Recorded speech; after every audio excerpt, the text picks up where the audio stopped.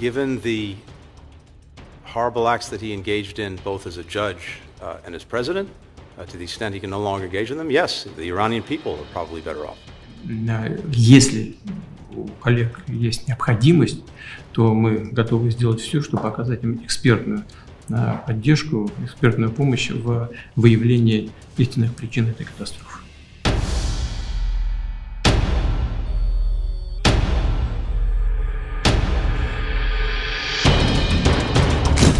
America ने की रईसी की बेइज्जती। अमेरिका ने उड़ाया ईरानियों का मजाक। ईरान पर अपने बयान से पलटा अमेरिका। ईरान के समर्थन में उतरा रूस। पुतिन ने दिया ईरानियों को मदद का भरोसा। 19 मई 2024 को ईरानी राष्ट्रपति इब्राहिम रईसी और उनके विदेश मंत्री आमिर अब्दुल्लाहियान समेत 9 अधिकारी हेलीकॉप्टर क्रैश में मौत हो गई थी। रईसी का हेलीकॉप्टर ईरान के पूर्वी प्रांत अजरबैजान में क्रैश हुआ था। उनके साथ 2 अन्य हेलीकॉप्टर भी उड़ान भर रहे थे, लेकिन एक झटके में बादलों के एक पैच की वजह से रईसी का हेलीकॉप्टर खराब हो जाता है, जिसके बाद उनके हेलीकॉप्टर की हार्ड लैंडिंग की खबर आती है।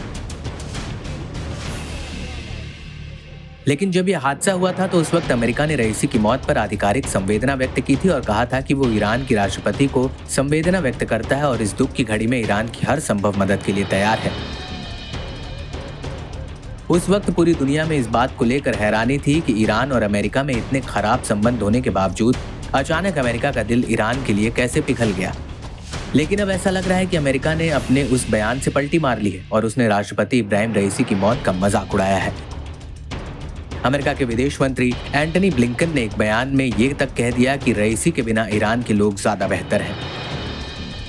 दरअसल अमेरिकी विदेश मंत्रालय के पिछले बयान को लेकर अमेरिकी संसद की विदेश संबंधी समिति के सामने एंटनी ब्लिंकन पेश हुए थे और इस समिति के सामने ईरान पर दिए गए बयान को लेकर एंटनी को अपनी सफाई पेश करनी थी, लेकिन इस समिति ने एंटनी को जमकर रगड़ा। समिति के सांसद टेड क्रूज ने ब्लिंकन को घेर लिया। वहीं सांसद जॉन बारासो ने कहा कि ये बात काफी चौंकाने वाली थी कि विदेशी स्टेट डिपार्टमेंट स्वतंत्र दुनिया के दुश्मन के लिए शोक मनाएगा। Your State Department put out a statement sending condolences for his death. Mr. Secretary, is the world better today now that Raisi is dead? Given the horrible acts that he engaged in both as a judge and as president, to the extent he can no longer engage in them, yes, the Iranian people are probably better off. You didn't say that in your statement, did you? I believe that we did. And certainly our spokesperson... Today the United Nations is flying their flag at half-staff to mourn the death. Would you agree that it is utterly disgraceful for the United Nations to be mourning the death of the butcher of Tehran? We're certainly not mourning his death. As I said, we expressed... Would you agree it's disgraceful for the UN to be?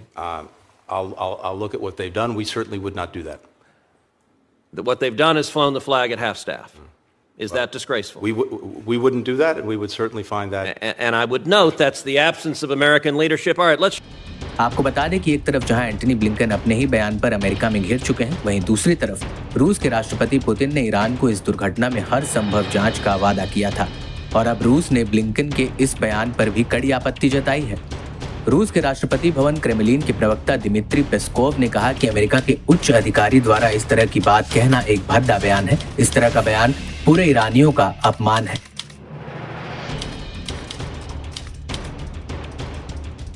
वहीं दूसरी तरफ अपने पिछले बयान का बचाव करते हुए अमेरिकी विदेश मंत्री एंटनी ब्लिंकन ने कहा है कि हमने उन मामलों में भी संवेदना व्यक्त की है जब किसी देश, चाहे वो विरोधी है या दुश्मन है या नहीं, उन मामलों में हमने संवेदना व्यक्त की है। इस तथ्य में कोई बदलाव नहीं है कि रईसी ने कई सालों तक अपने ही लोगों का दमन करने के साथ निंदनीय आचरण में वो लगे हुए थे।